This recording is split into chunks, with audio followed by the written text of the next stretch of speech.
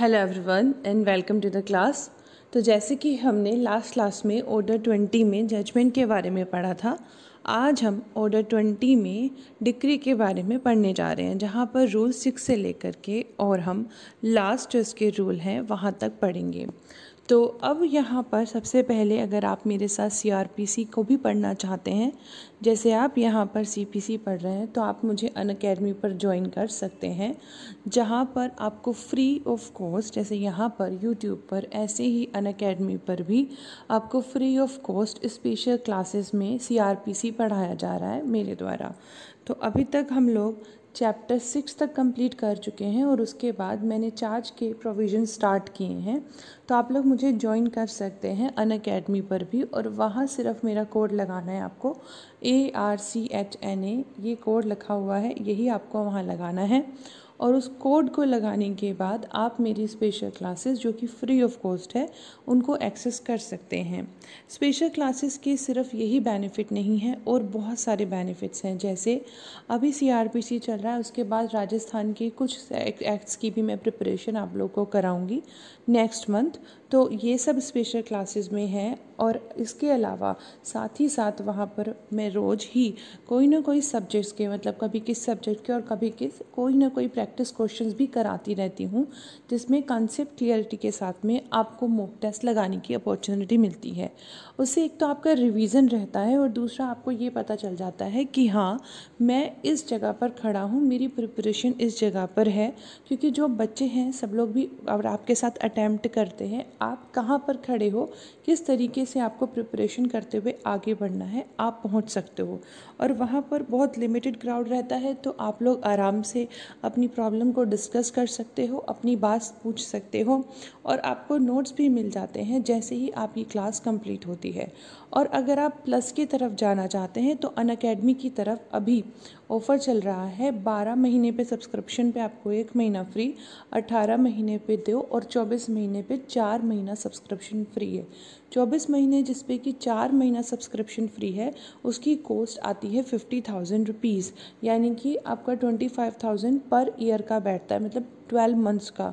तो जहाँ तक अगर आप कंपेयर करना चाहते हैं तो आप कर लीजिएगा, बहुत कॉस्ट इफ़ेक्टिव है, और ऊपर से 4 महीना आपको एक्स्ट्रा भी मिल रहे हैं।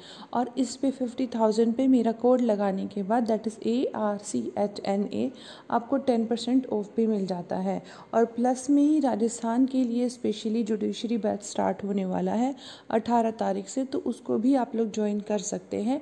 यही नहीं कि सिर्फ आप राजस्थान का ही ज्वाइन करेंगे, आप जो भी बैचेस चल रहे हैं, आप कोई भी बैचेस जो होंगे वहाँ पर आराम से इजीली एक्सेस कर सकते हैं। अनअकैडमी की तरफ से ही 9 से 9:30 बजे फ्री मॉक टेस्ट अवेल कराए जाते हैं, सुबह 9 बजे से 9:30 बजे तक, आईपीसी, सीआरपीसी, सीपीसी और एविडेंस का। और मिक्स्ड बैग होता है फ्राइडे को, और एनालिसिस की क्लासेस भी ली जाती हैं। तो ये प्राइसिंग प्लान है, आप चाहें तो 12 महीने जो कि 34,375 रुपये का बिना डिस्काउंट के। डिस्काउंट कैसे मिलेगा? आपको मेरा कोड ARCHNA लगाना पड़ेगा, 10% डिस्काउंट इस पर भी मिल जाएगा। और 24 मंथ्स 50,000 फॉर 24 मंथ्स। इस पर भी अगर आप चाहते हैं कि आपको EMI पे लेना है तो वो भी आपके लिए अवेलेबल है। तो ये बहुत सारी सहूलियत हैं, आप एक बार बैठिए, एनालिसिस करेंगे तो आपको कुछ समझ आ जाएगा। और अब हम चलते हैं अपने कोर्स की तरफ, जो कि हमें आज करना है, जो कि सेशन है हमारा आज का। So let's start with the video. हाँ जी, तो ऑर्डर 20 में जजमेंट एंड डिक्री में लास्ट क्लास में हमने जजमेंट के बारे में पढ़ लिया था। तो अब हम डिक्री के बारे में जानेंगे। तो जैसे कि जजमेंट को मैंने पहले ही एक वीडियो में सब डिटेल में बता रखा है, in the same way decree कहाँ है, डिक्री के एसेंशियल्स क्या हैं, डीम डिक्री क्या होता है, डिक्री कितने तरीके की होती हैं, ये सब मैं एक वीडियो बना चुकी हूँ, और वो आपको सीपीसी की प्लेलिस्ट, जो कि जिसका डिस्क्रिप्शन मैंने डिस्क्रिप्शन बॉक्स में दिया है, वहाँ मिल जाएगी। आसानी से आप सर्च कर सकते हैं, कोई दिक्कत की बात नहीं है, वहाँ जाके आपको सब जो है डिक्री के बारे में इंफॉर्मेशन मिल जाएगी। तो आज क्योंकि ऑर्डर 20 के बारे में पढ़ रहे हैं तो हम उसी के रूल्स को यहाँ डिस्कस करेंगे। जैसे कि मैंने आपको जजमेंट की जो क्लास लिया था उसी में ही बताया था कि रूल्स हमारे 5 तक जो बात करते हैं वो जजमेंट के बारे में है, बाकी रूल 6 से स्टार्ट होके डिक्री के बारे में है, जिसमें 6B जो था वो हमने लास्ट क्लास में बताया था कि वो जजमेंट से रिलेटेड था, वो हमने कर लिया था। तो अब हम पढ़ते हैं डिक्री के बारे में। तो देखिए जो डिक्री होती है तो ये जो CPC कहता है कि हमें हर सूट में जब भी कोई सूट आता है तो उसका फ़ैसला तो सुनाना होगा ना, तो जो फ़ैसला सुनाया जाएगा वो डिक्री होता है। तो डिक्री एक एसेंशियल पार्ट होता है अल्टीमेटली हमें पता जानने के लिए, ये समझने के लिए कि क्या आउटकम रहा, क्या रिज़ल्ट रहा सूट का। तो डिक्री एक इंडिस्पेंसिबल रिक्विसाइड है, मतलब इसको आप सूट से अलग नहीं कर सकते, तो कंपलसरी है। सूट है तो डिक्री तो मिलेगा ही, क्योंकि सूट बेसिकली आ किस लिए रहा है, राइट्स को डिसाइड करवाने के लिए। तो अगर हम राइट डिसाइड करके नहीं दे रहे हैं तो सूट तब तक नहीं हो पाएगा डिस्पोज ऑफ। डिस्पोज ऑफ कब होगा, अगर हम डिस्पोज ऑफ करने की बात करते हैं, अल्टीमेटली एंड करने की बात करते हैं, तो वो राइट डिसाइड करने से ही होता है, और वो डिसाइड जो होंगे वो डिक्री पास करके ही होंगे। तो डिक्री एक इंडिस्पेंसिबल रिक्विसाइट है, मतलब इसके बिना तो हम मान ही नहीं चलेंगे कि हमारा जो है सूट डिस्पोज ऑफ हुआ। तो एक अपील जो होती है वो हमेशा डिक्री के अगेंस्ट ही जाती है, जजमेंट के अगेंस्ट नहीं। और अपील की प्रोविज़न मैं मतलब काफ़ी टाइम पहले ही अपलोड कर चुकी हूँ, आप लोग वो वीडियो भी देख लीजिएगा। कोई डाउट रहे तो पूछ लीजिएगा, मैं आपको क्लियर कर दूँगी। तो एक अपील जो होती है वो हमेशा एक डिक्री के अगेंस्ट जाती है, कभी भी एक जजमेंट के अगेंस्ट जो भी अपील है वो नहीं जाती है। तो अगर कोई अपील आती है वो एक डिक्री के बिना आई है तो हम कह सकते हैं कि उसको हम मोशन में, मतलब उसको गति में नहीं डाल सकते, क्योंकि डिक्री बहुत ज़रूरी है अपील लाने के लिए। आपको नहीं पता कि जैसा आपने क्या डिसाइड किया है तो फिर आप कैसे उसके खिलाफ अपील लेके जाओगे। ऐसे थोड़ी ना अपने इंट्यूशन से कि हाँ डिसीज़न मेरे खिलाफ आने वाला है तो मैं हाई कोर्ट में पहले ही जाके अप्लाई कर दूँ। ये कोई एंटिसिपेटरी बेल नहीं है, एंटिसिपेटरी डिक्री नहीं, कुछ भी ऐसा CPC में डिफ़ाइन किया हुआ है कि मुझे लगता है मेरे खिलाफ डिक्री आने वाली है तो चलो जी मैं हाई कोर्ट में जाऊँ, तो ऐसा कुछ नहीं है। जब डिक्री आ जाएगी उसके बाद ही अपील होगी, ठीक है।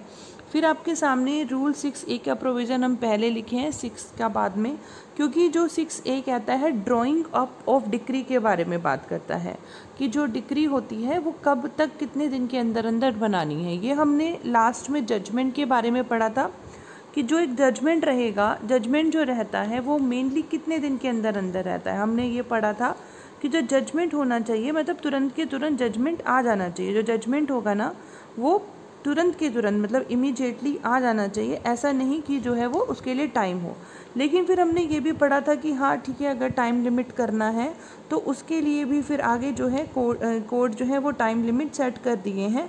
वहाँ पर प्रोवाइज़ो ऐड करके हमने पढ़ लिया था कि टाइम लिमिट भी दी जा सकती है। तो कितनी टाइम लिमिट थी ये भी मैंने आपको बताया था, मैक्सिमम कितनी जाएगी ये भी बताया था। आपको बताया था कमर्शियल डिस्प्यूट है तो कमर्शियल डिस्प्यूट के मामले में कितनी होगी। तो अगर आप लोग को याद है तो मुझे कमेंट में बताइएगा, नहीं याद है तो एक बार चेक ज़रूर कीजिएगा ताकि इस चीज़ को साथ में आप पढ़ लें। और जहाँ तक डिक्री की बात है, तो डिक्री जो आता है वो 15 दिन के अंदर अंदर आ जाना चाहिए, क्योंकि हमें अच्छे से पता है जजमेंट को फॉलो करता है डिक्री। तो जजमेंट की जब हम बात करते हैं, जो भी डिक्री की हम बात करते हैं वो जहाँ तक पॉसिबल होता है जब जजमेंट प्रोनाउंस होता है तब हमें कर देना चाहिए डिक्री भी प्रोनाउंस। लेकिन अगर नहीं कर रहे हो तो 15 दिन के अंदर अंदर कर देना चाहिए। 6A का सब रूल 2 कहता है एन अपील में be preferred against the decree. अब यहाँ पर एक क्वेश्चन आया जब हमने यहाँ सब रूल 1 में ये बात की कि जब भी कोई भी केस की हम बात करते हैं उसमें डिक्री आ रहा है तो डिक्री जजमेंट प्रोनाउंस होने के 15 दिन के अंदर अंदर आ जाना चाहिए। तो जब एक डिक्री को हम ड्रॉ अप करने की बात करते हैं तो वो ड्रॉन अप कैसे होएगी, जितनी जल्दी हो सके उतनी जल्दी होगी। और अगर कोई दिक्कत आती है तो मैक्स टू मैक्स आप 15 दिन तक के अंदर अंदर आप जिस दिन आपने जजमेंट प्रोनाउंस किया उस दिन के अंदर अंदर आपने डिक्री को भी प्रोनाउंस कर देना है, मतलब डिक्री को ड्रॉ कर देना है, क्योंकि डिक्री ड्रॉन अप होगी और जो हमारा जजमेंट है वो प्रोनाउंस होगा। तो जब हम अपील प्रेफर करने चले गए ऐसी डिक्री के खिलाफ, कि मतलब यहाँ पर समझिएगा बात को मेरी, एक अपील प्रेफर कर दी जाती है एक डिक्री के अगेंस्ट, उसकी कॉपी फाइल नहीं करते, डिक्री की कॉपी फाइल नहीं करी तो अपील को प्रेफर करा जा सकता है। और इस केस में जो कॉपी होएगी, समझिए, एन अपील में be preferred against the decree without filing A copy.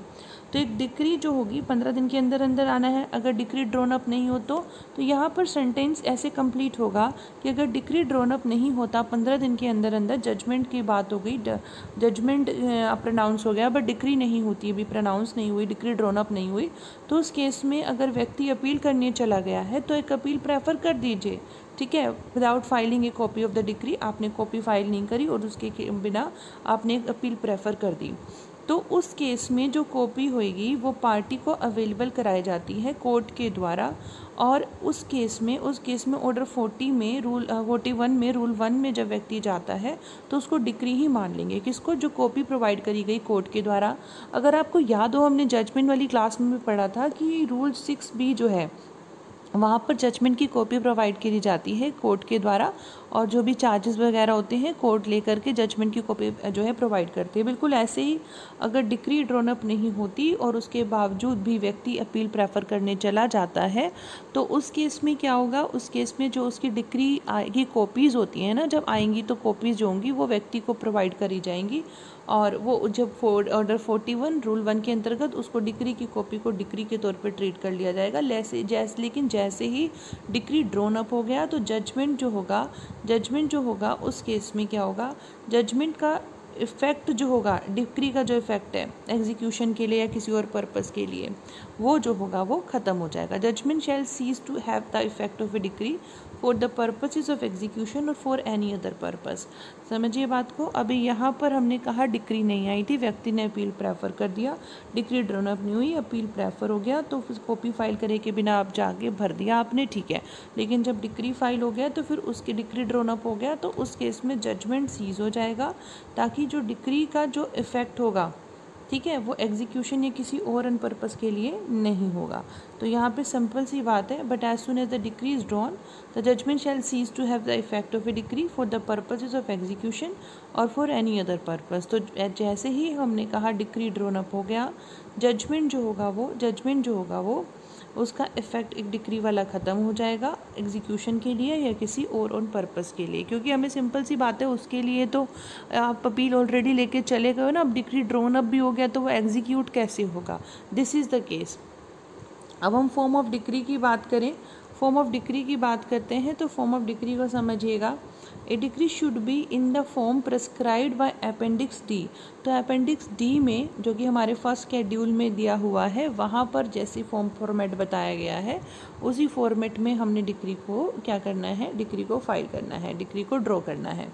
अब रूल 6 कहता है कंटेंट्स ऑफ डिक्री। तो डिक्री में क्या क्या कंटेंट्स होंगे, तो डिक्री में सबसे पहली बात तो यह है कि ये बहुत कंपलसरी बात है, मैंडेटरी है कि डिक्री जजमेंट के साथ अग्री करेगा। जो आप जजमेंट लिख रहे हैं, कॉजेज़ बता रहे हैं, एक एक इश्यूज़ को बता रहे हैं कि ऐसे हमने कहा और ये इसका उत्तर मिला हमें, तो उसके ऊपर ही हमारी डिक्री बेस होएगी। और उसमें नंबर ऑफ द सूट लिखेंगे, name and description of parties लिखेंगे, देयर रजिस्टर्ड एड्रेसेस लिखेंगे, और क्लेम का जो दावे का जो पर्टिकुलर्स है कि इसने इतने रुपए का दावा करा, इस सारी चीज़ें, और जो भी रिलीफ मांगा गया उस रिलीफ को लिखेंगे, या कोई और भी मेथड था या कोई और बात थी उसको भी यहाँ पर ध्यान दिया जाएगा। तो सबसे पहले नेम आएगा, पार्टीज़ का डिस्क्रिप्शन आएगा, पार्टीज़ का, पार्टी कौन है, कौन उनके पेरेंटल है, मतलब पिताजी का क्या नाम है, ठीक है, और फिर उसके बाद में उनका एड्रेस क्या है।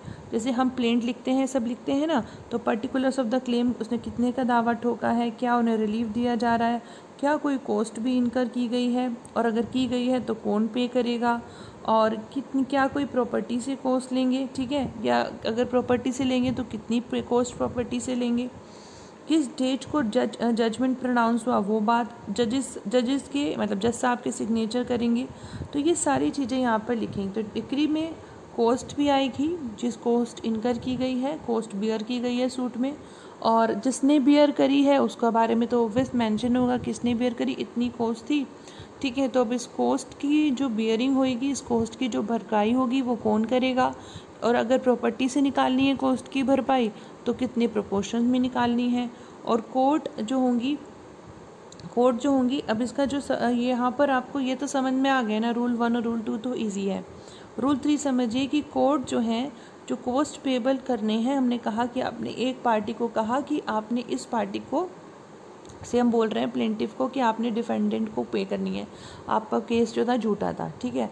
अब आपने डिफेंडेंट को कॉस्ट पे करनी है, तो यहाँ पर देखो जो कॉस्ट पे करने वाली बात है ना, वो shall be set off against any sum which is admitted और found to be due from the former to the latter. तो अगर कोई पहले से कोई उधार था किसने, जैसे cost payable to one party, former कौन हुआ, ये अदर। तो अगर इसने कोई कॉस्ट, जैसे हम यहाँ डिफेंडेंट की बात करते हैं, डिफेंडेंट ने कोई बात प्लेंटिफ को अगर देनी थी, कोई कॉस्ट देनी थी, तो उसको सेट ऑफ भी कराया जा सकता है। शैल बी सेट ऑफ, उसकी सेट ऑफ भी होगा, कराया जा सकता है। करें या मैंडेटरी करें, मैंडेटरी करेंगे क्योंकि यहाँ पर शैल बी लिखा है, ठीक है, कंपलसरी है। सिंपल बात है, ए और बी, से फॉर इंस्टेंस 2 लोग हैं, ए ने बी के खिलाफ एक सूट फाइल किया, ए प्लेंटिफ है, बी डिफेंडेंट है, और अब यहाँ पर क्या हुआ, इसकी वजह से इसको दिक्कत हो गई, ठीक है, समझिए, इसकी वजह से किसको कोई दिक्कत हो गई, या हम बोलें कि इसने जो है कुछ ऐसा किया जिसकी वजह से इसको जो है क्या हुआ, रिलीफ मिल गया। इसको एक्चुअल में इसने कुछ किया था, इसको रिलीफ मिला, कोर्ट ने रिलीफ दिया। अब कॉस्ट बियरिंग की बात आई, तो कॉस्ट बियरिंग समझो हमने एडजर्नमेंट पढ़ा था, इसने एक बार क्या किया, एडजर्न करा लिया, उस डेट पे आया नहीं है, तो इसको जो कॉस्ट हुई वो इसे बियर करनी पड़ेगी, ठीक है। अब हमें कोर्ट ये लिख के देंगे कि इस डेट पे आपने एडजर्नमेंट किया है, आप आए नहीं, तो अब आपको ये कॉस्ट इसको बियर करनी पड़ेगी, ठीक है। रिजनेबल लग रही है, से फॉर इंस्टेंस अगर रिजनेबल लग रही है तो हम कह रहे हैं इसको पे करनी पड़ेगी। लेकिन क्योंकि इसके खिलाफ डिक्री फाइल हुआ, मतलब आया है, मतलब इसके फेवर में आया है, तो अब इसने इसको कॉस्ट देनी है, इसने इसको रिलीफ वाली अमाउंट देनी है, तो ये सेट ऑफ हम यहाँ से करा लेंगे कॉस्ट से, ठीक है। तो इस तरीके से रूल 6 का सब रूल 3 बोल रहा है। अब रूल 7 कहता है डेट ऑफ डिक्री। ये मैंने आपको बताया, जब भी डिक्री लिखी जाएगी तो उस पर डेट भी लिखी जाती है, लेकिन कौन सी डेट, इसको ये इम्पोर्टेंट मानिएगा प्री के लिए कि डिक्री के ऊपर कौन सी डेट लिखेंगे, जिस दिन डिक्री ड्रॉन अप हुई, जिस दिन जजमेंट प्रोनाउंस हुआ, जिस दिन कोर्ट ने कॉपी दी डिक्री की व्यक्ति को, या फिर कोई और डेट, कोई भी लगा लो। तो यहाँ पे आप लिखोगे जिस दिन जजमेंट प्रोनाउंस हुआ, वो डेट होती है डिक्री की, उस पर जो लिखी हुई होती है, दैट इज़ द डेट, ठीक है, जिस डेट पर जजमेंट प्रोनाउंस होता है।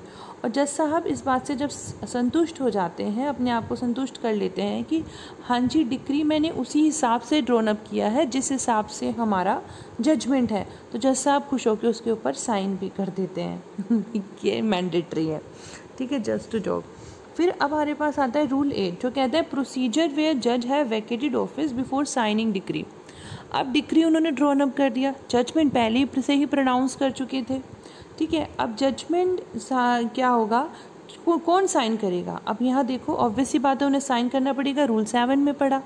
लेकिन अगर जज का जो ऑफिस है वो वैकेट हो जाता है, खाली हो जाता है, रिटायर हो गए, ट्रांसफ़र हो गया, जजमेंट प्रोनाउंस कर चुके हैं, डिक्री भी ड्रॉन अप कर चुके हैं, लेकिन उस पर साइन नहीं हुए, तो क्या होगा, साइन हो जाएगा, ठीक है, किसके द्वारा, may be signed by his successor, ठीक है, decree drawn up in accordance with such judgment may be signed by his successor.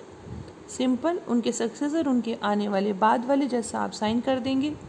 और अगर यहाँ पर कोर्ट ही नहीं रहती है, ठीक है, अगर वो कोर्ट ही नहीं रहती है, वो कोर्ट ही किसी वजह से समाप्त हो जाती है, मर्ज हो जाती हैं, या फिर वो डिस्ट्रिक्ट चेंज हो जाते हैं, बहुत सारे इश्यूज हो सकते हैं, लेकिन ये कमी होता है कि भाई कोर्ट ही एग्जिस्ट नहीं करती। तो अगर कोर्ट एग्जिस्ट नहीं करती है तो उस केस में जिस कोर्ट के सबऑर्डिनेशन में वो जज साहब काम करते थे, यानी जिन जज साहब ने जजमेंट प्रोनाउंस किया, उन जज साहब के सबऑर्डिनेशन में वो किसके आते थे, यानी अगर हमने बात करी वो अगर जूनियर डिवीज़न थे तो वो सीनियर डिवीज़न के अंडर आते होंगे ना, तो ये जो सीनियर डिवीज़न है ये सीनियर डिवीज़न साइन कर देंगे। तो जज साहब जिनके अंडर में आते थे, इमीडिएट जो उनके सुपीरियर थे, वो उनके उस डिक्री के ऊपर साइन कर देंगे। अब आता है रूल 9। तो रूल 9 कहता है decree for recovery of immovable property. तो इनको आप सुनते जाइएगा, बहुत सिंपल शब्दों में मैं आपको बताती जाऊंगी।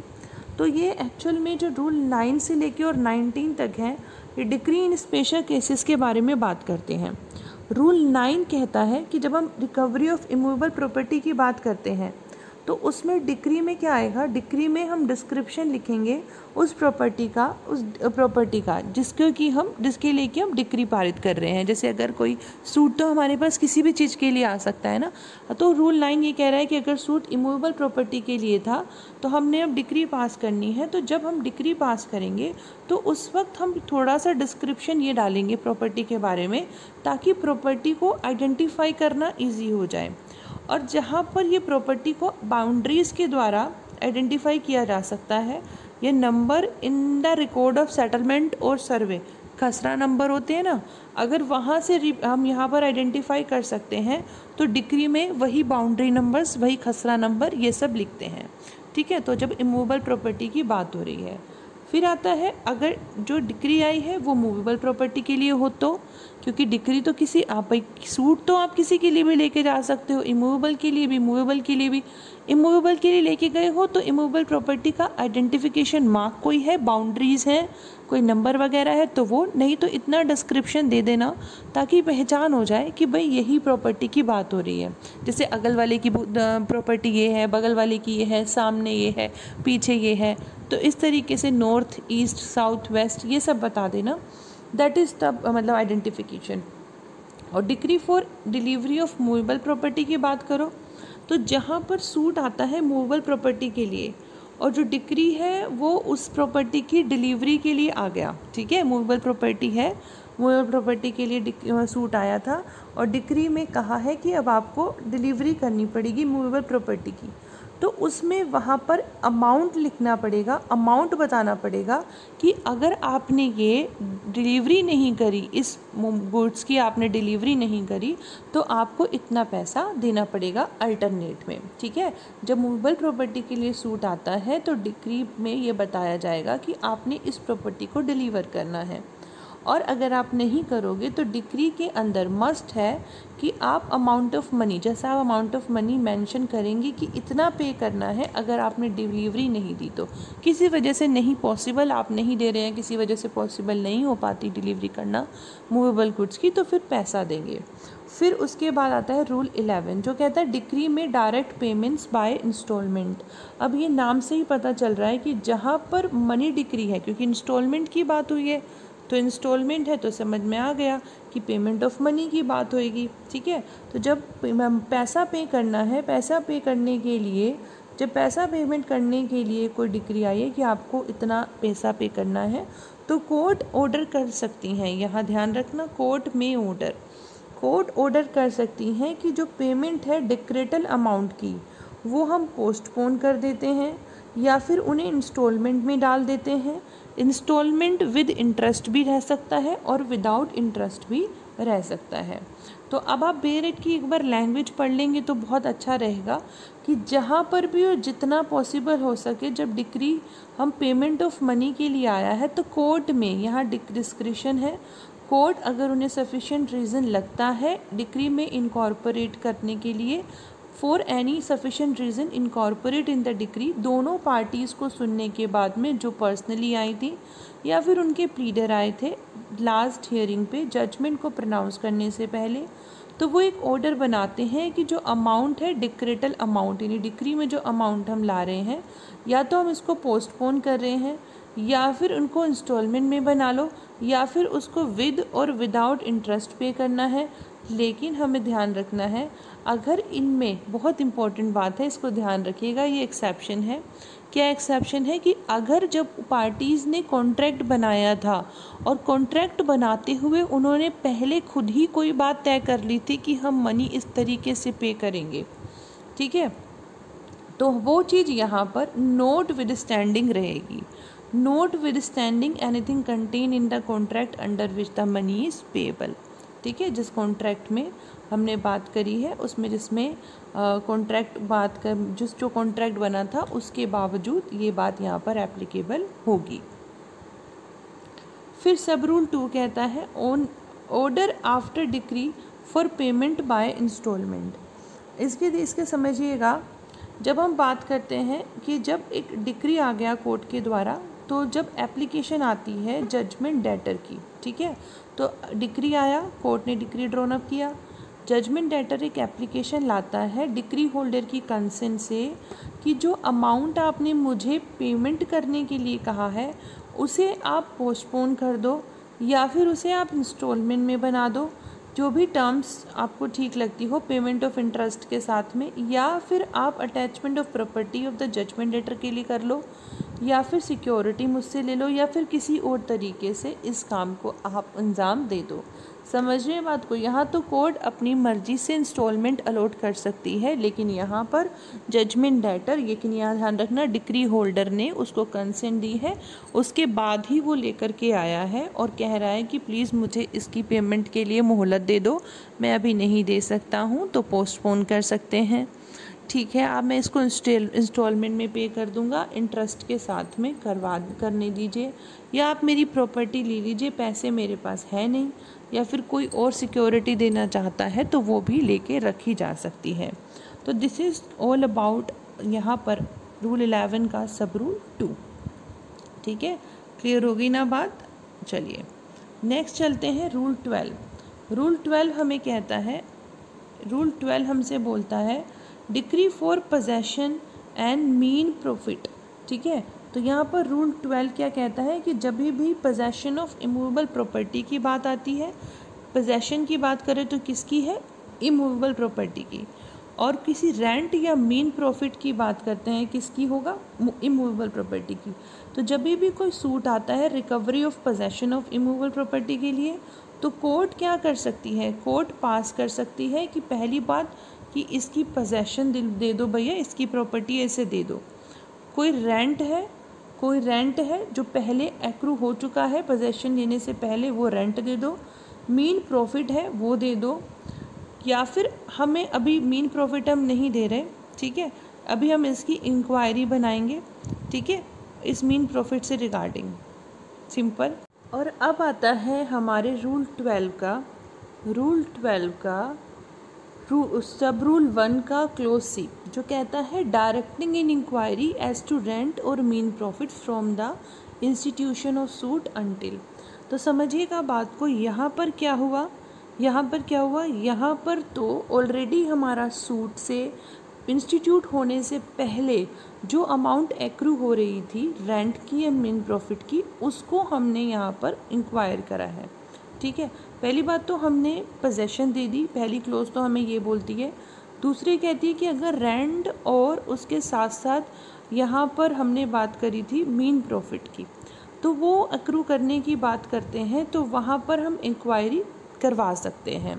लेकिन जब हमने सूट इंस्टीट्यूट किया और उसके बाद कोई रेंट या मीन प्रॉफिट एक्रू होता है, तो उस केस में जब तक हम इंक्वायरी कर रहे हैं, और इंक्वायरी करेंगे क्या करने के लिए, directing an inquiry as to rent और मीन profit from the institution of the suit until, जब तक कि possession to the decree holder, उस प्रॉपर्टी की पोजेशन ना हो जाए, हम तब तक इंक्वायरी करते रहेंगे।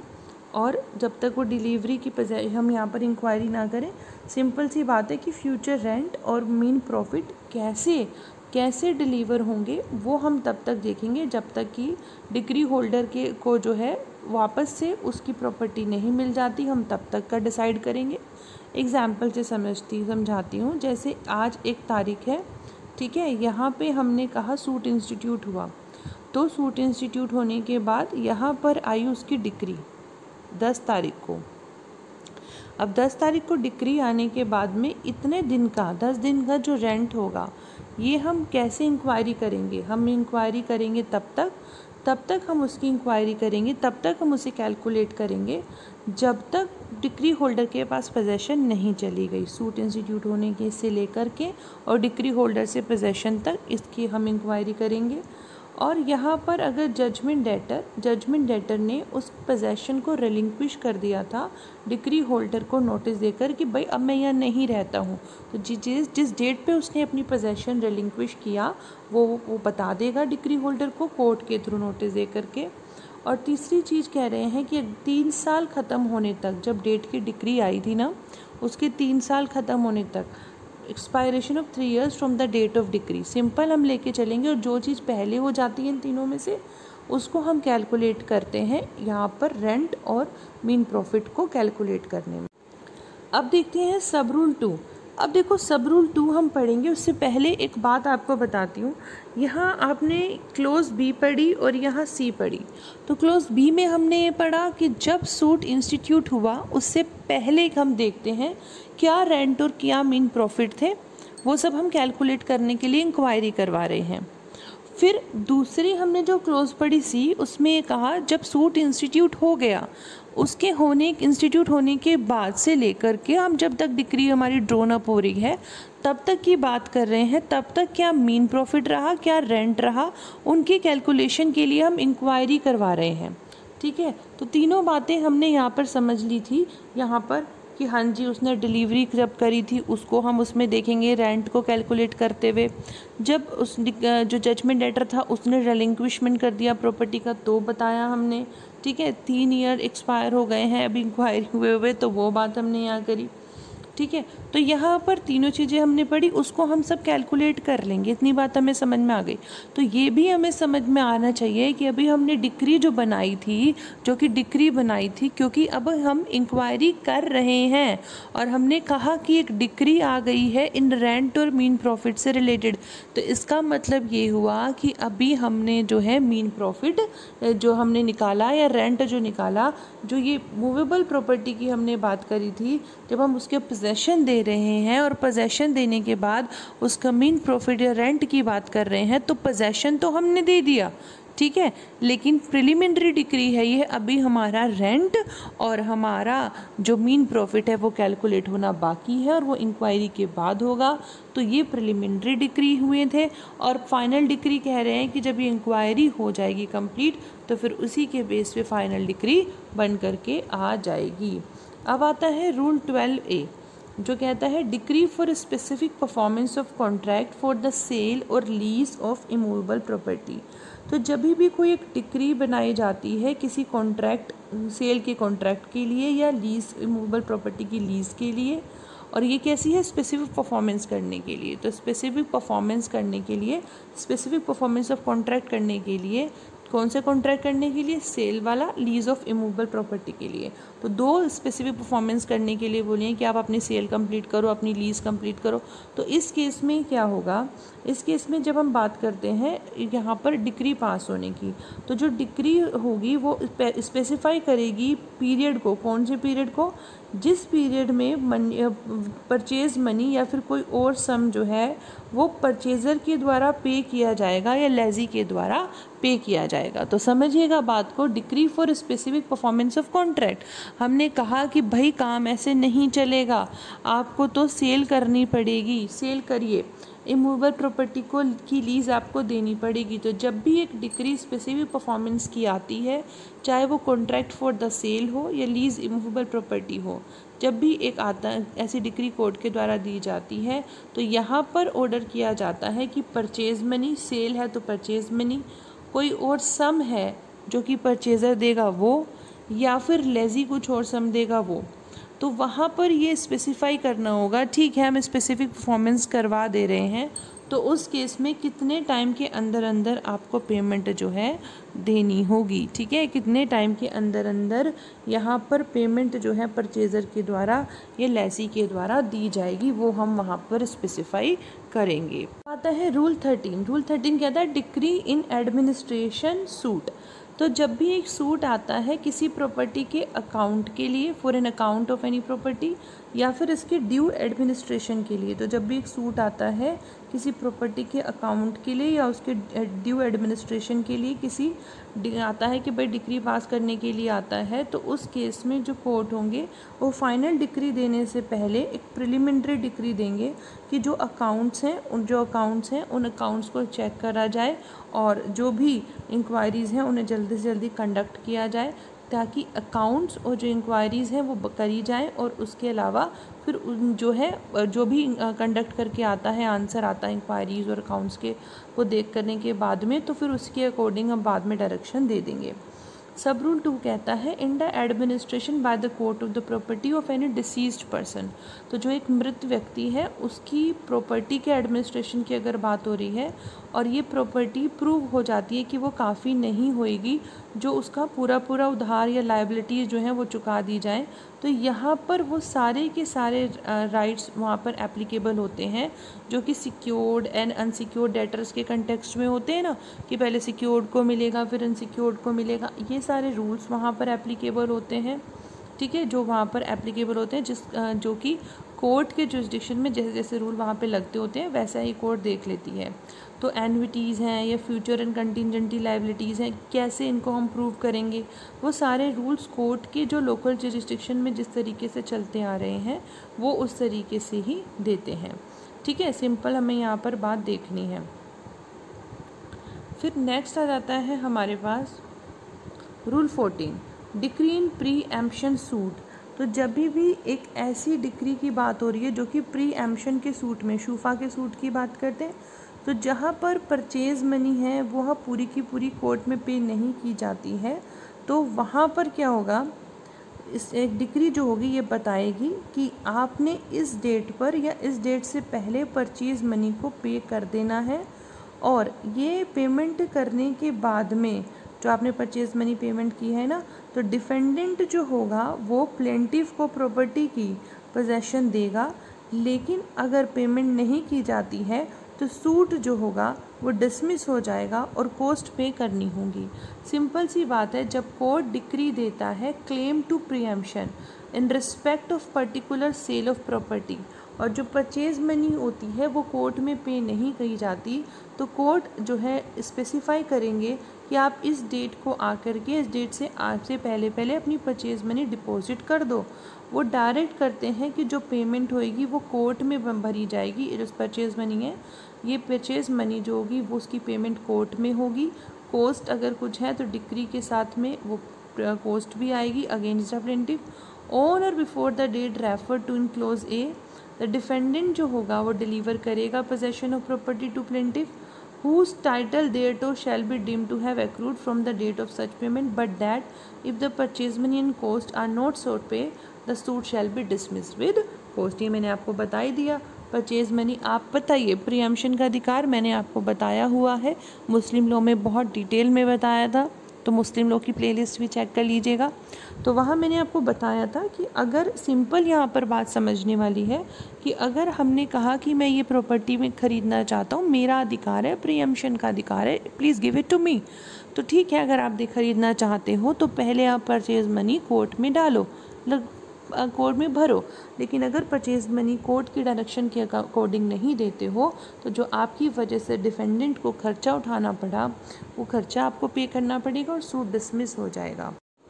सब रूल 2 कहता है कि जहाँ पर कोर्ट एडजुडिकेट करते हैं प्रीएम्पशन के राइवल क्लेम्स को, तो डिक्री डायरेक्ट करेगा। राइवल क्लेम्स जानते हैं, समझते हैं कि मतलब बहुत सारे दावे आ गए प्रीएम्पशन के भी, तो प्रीएम्पशन के बहुत सारे दावे आ गए और कोर्ट जो है एडजुडिकेट करते हैं उन दावों पर, तो डिक्री को डायरेक्ट किया जाएगा जहाँ तक पॉसिबल होगा। अगर उनके दावे इक्वल प्रोपोर्शन में आते हैं तो इक्वल प्रोपोर्शन में, जिस प्रोपोर्शन में उनके दावे आते हैं यहाँ पर सब रूल 1 के अकॉर्डिंग चलते हुए उसी प्रोपोर्शन में उनके दावों को हम डिसाइड कर लेंगे। सिंपल यहाँ पर ये वाली बात की गई।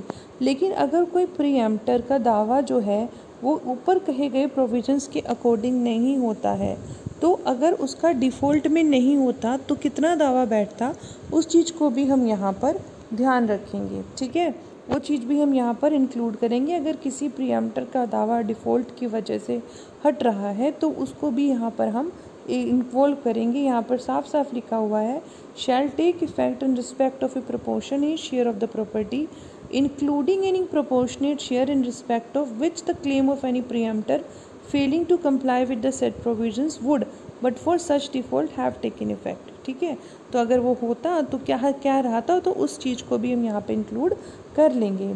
और यहाँ पर रूल 2 का क्लोज भी कहता है कि जहाँ तक हो सकता है, यदि और जहाँ तक पॉसिबल हो जाता है, जो क्लेम डिक्री कर दिए गए हैं वो अगर अलग अलग, यहाँ हमने बोला इक्वल है तो वेल एंड गुड है, इक्वल दे दिया। लेकिन अगर क्लेम डिग्री में अलग अलग है, किसी का दावा ज़्यादा बैठता है, किसी का कम बैठता है, तो जो इन्फीरियर प्रीएम्प्टर है, मतलब जिसका दावा कम बैठता है, उसके दावे को हम तब तक इफ़ेक्ट में नहीं लाएंगे, मतलब उसका दावा हम तब तक इन्फोर्स नहीं करेंगे जब तक जिसका दावा ज़्यादा बैठता था उसका दावा पूरा ना हो जाए। समझ में आ गई बात? सिंपल सी बात है, अगर किसी का दावा 100 रुपये का है और किसी का 50 रुपये का है और बंदे के पास जिससे हमें प्रॉपर्टी लेनी है टोटल पैसे 120 रुपये हैं, तो जिसके 100 रुपये हैं पहले उसे पे करने होंगे और जिसके 20 रुपये हैं उसके बाद में। तो ये बात यहाँ पर ये बात समझाई जा रही है। अब हम चलते हैं रूल 15 से लेके रूल 17 की तरफ। तो रूल 15 हमें कहता है decree in suit for dissolution of partnership. तो समझ रहे हैं, लगभग हमें सब में ही समझ में आ गया कि जजमेंट अलग अलग जगह पर अलग अलग तरीके से पास किया जाता है, तो किस तरीके से पास किया जाता है।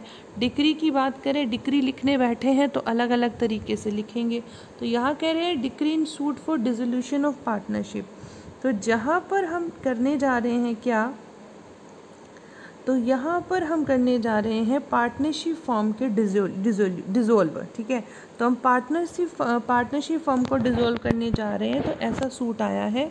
तो यहाँ पर हम बात करते हैं कि जब एक पार्टनरशिप फॉर्म को डिज़ोल्व करने लगे हैं इसलिए हमारे पास सूट आया, या पार्टनरशिप अकाउंट को देखने के लिए आया, तो कोर्ट फाइनल डिक्री बनाने से पहले एक प्रिलिमिनरी डिक्री बना सकती हैं, जिस प्रिलिमिनरी डिक्री में वो डिक्लेयर करती हैं कि पार्टीज़ के प्रोपोर्शनेट शेयर क्या हैं, ठीक है, और कौन सी डेट को ये जो पार्टनरशिप है ये ख़त्म हो जाएगी, और जो ये अकाउंट होंगे वो हम किस तरीके से देखेंगे, या कोई और काम है वो कैसे होगा, वो सारी बातें डिक्री में आ जाएंगी। जब एक सूट आता है डिसोल्यूशन ऑफ पार्टनरशिप के लिए या फिर पार्टनरशिप अकाउंट के लिए, तो court decree final decree pass करने से पहले एक प्रिलिमिनरी डिक्री फाइनल करती हैं और उस प्रिलिमिनरी डिक्री में बताती हैं कि पार्टीज़ के प्रोपोर्शनेट शेयर क्या हैं,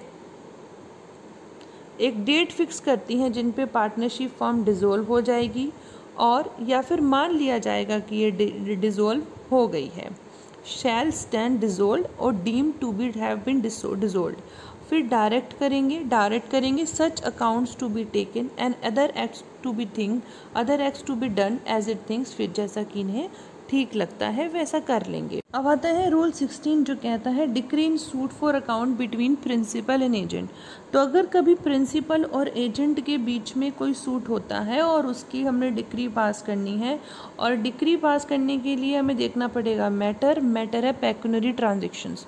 तो अगर कोई पेक्यूनरी ट्रांजेक्शन आया है प्रिंसिपल और एजेंट के बीच में जिसके जो लेकर के मुद्दा कोर्ट में आया गया है, या फिर कोई और सूट आया है, तो उस केस में जब ज़रूरी होगा तो कोर्ट जो होंगे फाइनल डिक्री पास करने से पहले एक प्रिलिमिनरी डिक्री भी पास कर सकते हैं, जिसमें वो ये देखें कि अमाउंट ऑफ मनी जो ड्यू है एक दूसरे के ऊपर वो कितना है, और एक अकाउंट बनाना चाहिए, अकाउंट देखना चाहिए, वो सब काम कर सकती हैं।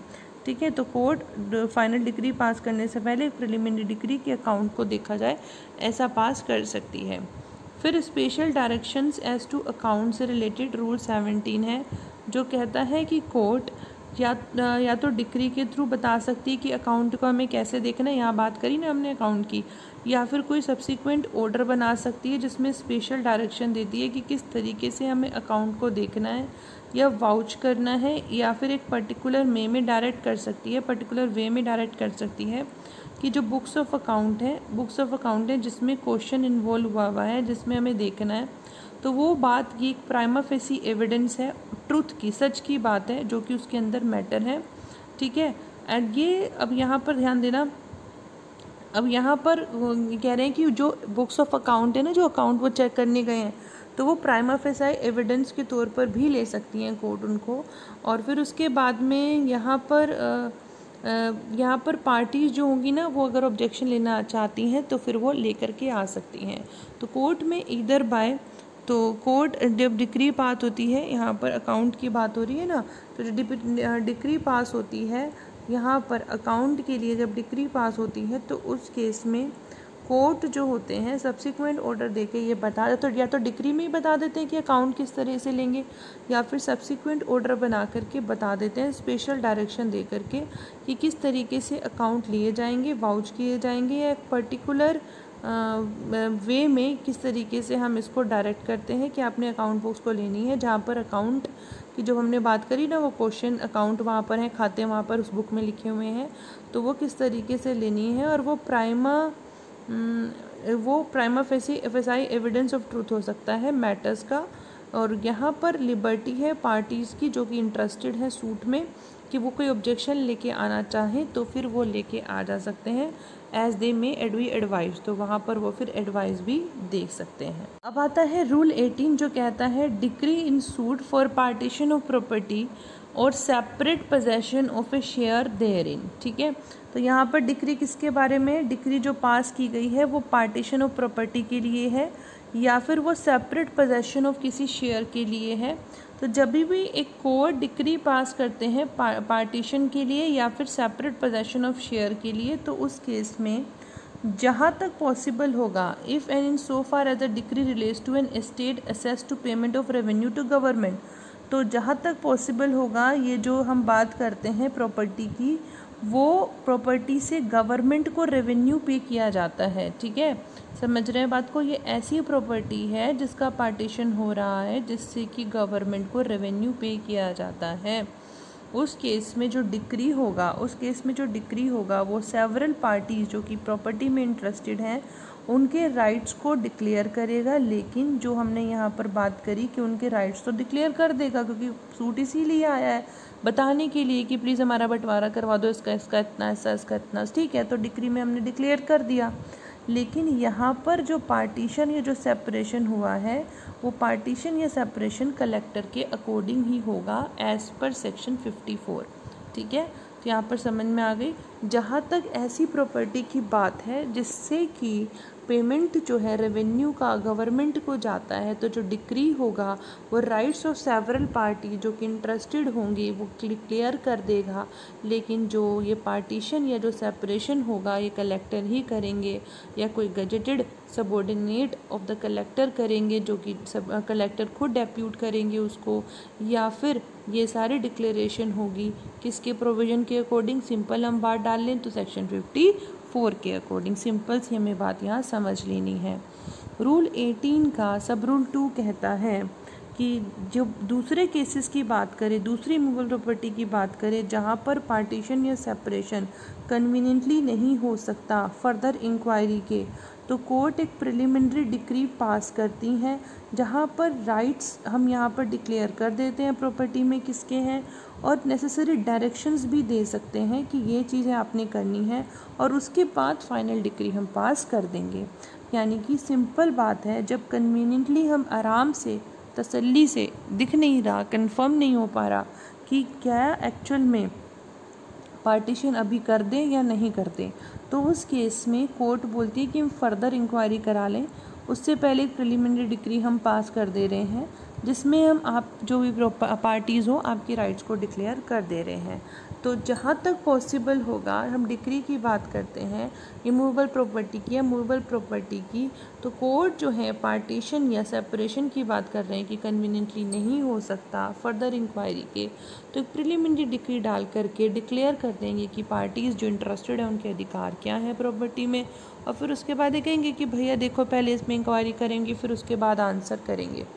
अब रूल 19 और रूल 20 की बात करें तो रूल 19 कहता है डिक्री व्हेन सेट ऑफ और काउंटर क्लेम इज़ अलाउड, तो वेरी इंपॉर्टेंट है। तो जब डिक्री की बात करते हैं जहाँ पर डिफेंडेंट को अलाउ किया गया है सेट ऑफ या counter claim against the claim of plaintiff, तो उस केस में जो अमाउंट है प्लेंटिफ के ऊपर ड्यू वो अमाउंट और what amount is due to defendant ये भी बताना होता है डिक्री में।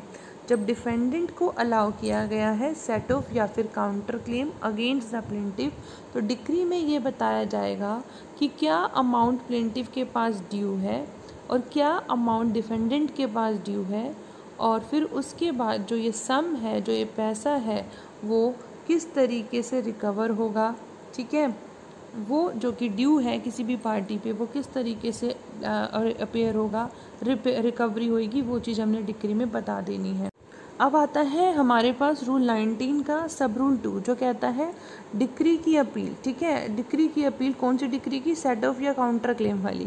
तो जब भी सेट ऑफ या काउंटर क्लेम वाली डिक्री आई है और उसकी अपील करने जाना है तो उस केस में सेम प्रोविज़न रहेंगे, जो सिमिलर हम बात करते हैं ना प्रोविज़न रहे हो कब, अगर ये सेट ऑफ या काउंटर क्लेम नहीं होता तो क्या अपील के प्रोविज़न रहे होते, बस वही प्रोविज़न यहाँ पर एप्लीकेबल हो जाएंगे। और जो प्रोविज़न होंगे इस रूल के वो अप्लाई होंगे चाहे वो सेट ऑफ एडमिसिबल है अंडर रूल 6 ऑफ ऑर्डर 8 या फिर अदरवाइज। सिंपल, ये प्रोविज़न हम सेट ऑफ के साथ में पढ़ते ही पढ़ते हैं। ठीक है, चाहे किसी और हम सेट ऑफ की बात करें, ऑर्डर 8 रूल 6 की बात कर रहे हैं, हमने सेट ऑफ के साथ इसको पढ़ना ही पढ़ना है। फिर रूल 20 कहता है certified copies of judgment and decree to be furnished. ये हमने पहले ही पढ़ लिया था कि जो सर्टिफाइड कॉपीज़ होंगी जजमेंट की और डिक्री की वो पार्टीज़ को दी जाएंगी जब वो कोर्ट को एप्लीकेशन देती हैं और उनके एक्सपेंसेस पे। तो this is all about today's class. Thank you so much, thank you so much for listening, thanks a lot, keep learning and keep smiling.